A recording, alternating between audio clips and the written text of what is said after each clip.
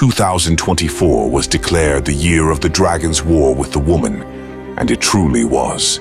Many battles were fought, victories were won, and territories were reclaimed in the realms. Many services and conferences were held, with thousands in attendance. To name a few, starting from the month of February, where the Man of God hosted the Book of Revelation conference, in which many flew from all over the world to sit under the teachings of the bondservant of Christ. In the very same month of February, Christ's bondservant John went on to host the first in-house conference of 2024, Mastering the Seven Spirit Realms Conference, which was a 4-day revelation-filled conference. In the month of April, the Man of God hosted the Mysterious Realms in between the Heaven and the Earth conference.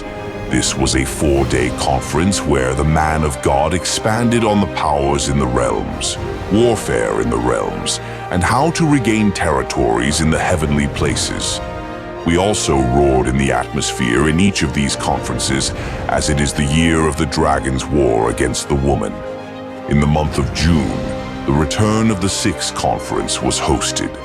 This conference focused on the return of the 6 generals of the devil and 6 generals of God for the coming final war of the sons of light against the sons of darkness in the coming age of spirits.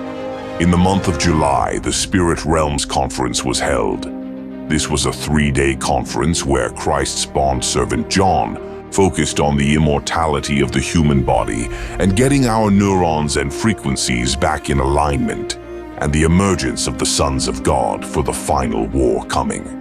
In the month of August, the bondservant of Christ hosted the annual Global Ministers Conference, where thousands of ministers from all over the globe flocked to be taught and imparted by the Man of God. Thereafter, in the month of October, the End of the Age Conference was held. In this 4-day conference, the bondservant of Christ expanded on the dragon's war with the woman in the Book of Revelation and gave various prophecies concerning the future of the sons of God, the end of the election period of Zion, and the upcoming war in the realms. And the final in-house conference of the year was held this December, starting with 7 days of intense dry fasting and prayer into the Global Roar for All Nations Conference. This was the biggest in-house conference of the year. Thousands of saints flew from all over the world with their families. We registered saints from almost every country of the world to roar for their countries.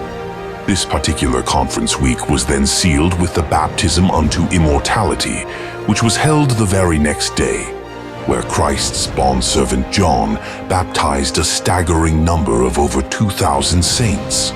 We thank God for every service and conference held in this Tower of Light, beaming light across the world, sounding the trumpet of God.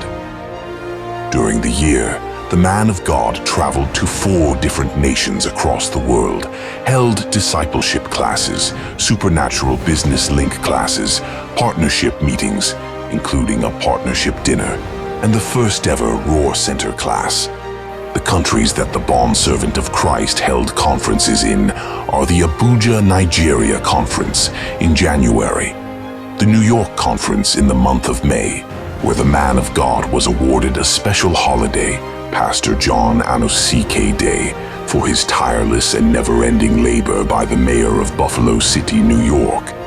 The Dimensions of the Spirit conference in Sydney, Australia, where many flooded from all over Oceania and Asia to receive a touch from the Man of God. And finally, the Netherlands conference in July, where Christ's bondservant John warred against the spirit of immorality defiling the nation. This truly was a fruitful year. We thank God for the victories won and for the labor of Christ's bondservant John.